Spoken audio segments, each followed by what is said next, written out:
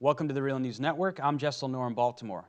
In news from the occupied Palestinian territories, Israeli negotiators are now demanding that Palestinians concede their future state border at the separation wall along the West Bank. Palestinians say this amounts to an illegal land grab, as the separation wall crosses the internationally recognized 1967 Green Line. Almost 10% of the West Bank will remain on the west side of the barrier in Israel when construction of the wall is completed, according to the Israeli human rights group B'Tselem. Now joining us to discuss this is Shir Hever. He's an economic researcher at the Alternative Information Center, a Palestinian-Israeli organization active in Jerusalem and Beit Sahur. He's also the author of The Political Economy of Israel's Occupation, Repression Beyond Exploitation. Thank you so much for joining us, Shir. Thank you, Jessel, for having me. So, Shir, we wanted to get your response to this news. It's long been suspected that Israel, wants to annex most of the West Bank, but now they're saying they're going to take everything west of the barrier wall. So we want to get your response, and also what's going to happen to the massive amounts of settlements that are on the other side of the barrier wall? I think we should separate between reality and fiction. The separation wall is reality, is something that has been built by Israel over the past 13 years. And I'm saying this not because they take a very long time to build the wall, but because they constantly move the wall. The wall is part of a policy used by Israel in order to confiscate Palestinian land, in order to separate between populations. And this is a reality which hundreds of thousands of Palestinians have to deal with every day when the wall prevents them from reaching their schools, reaching hospitals, reaching the workplaces or their lands.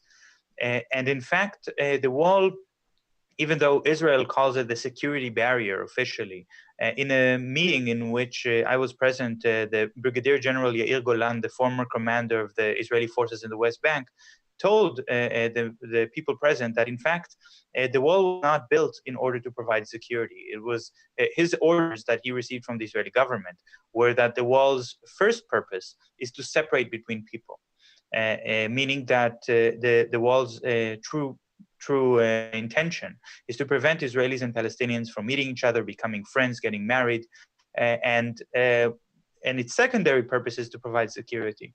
And that's one of the reasons also why the wall is moving all the time, because they're trying to incorporate as many Jews as they can on the Israeli side of the wall, but at the same time trying to exclude as many Palestinians as they can on the other side, on the east side of the wall. This is the reality. But when we talk about negotiations, we talk about the demand by the Israeli negotiating team in the current talks with Palestinians, we go into the realm of fiction, because these negotiations are not really negotiations. There are no two sides here who are able to negotiate give and take. There is one power, which is Israel, which is the occupying power, the sovereign power in the region, and they have control on both sides of what's happening currently around the wall of separation. They continue to collect taxes on both sides of the wall. So what the only reason why the Israeli negotiating team is making this kind of demand is in order to perpetuate the illusion that these are negotiations between two sides. And the way that Israeli government is trying to sell the negotiations, both to the Israeli public and to the rest of the world, is as if it is some kind of haggling. So they start with what the Palestinians have already said. There's the international recognized border of 1967, which is the border that was established after 1948, and this should be the international border, and the Palestinian state should be created on the other side.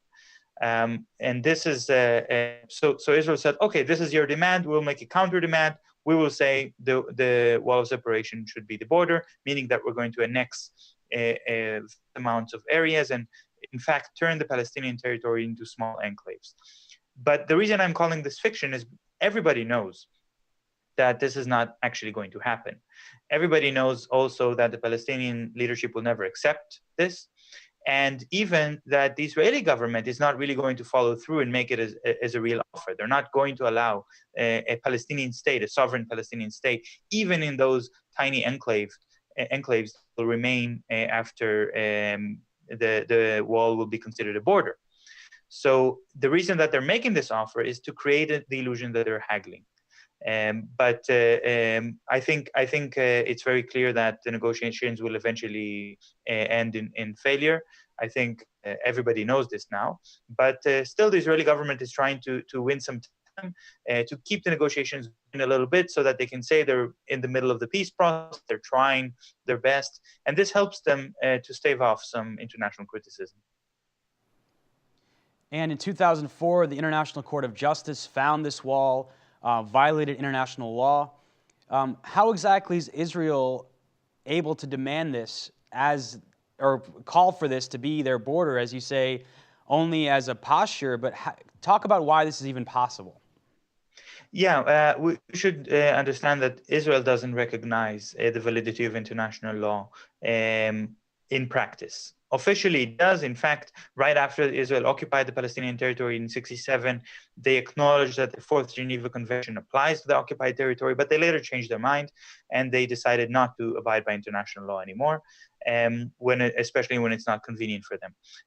The wall, they say, is built not... Originally, the wall was designed. They said this has nothing to do with future borders. It has nothing to do with which area is occupied and which isn't. It's just about security. But somehow it happened that the wall's route goes in such a way that it doesn't go into Israeli territory for 1 centimeter. All of the wall's route is deep inside Palestinian land. So security considerations are only taken into account when it's at the expense of Palestinians, never when it's at the expense of Israel.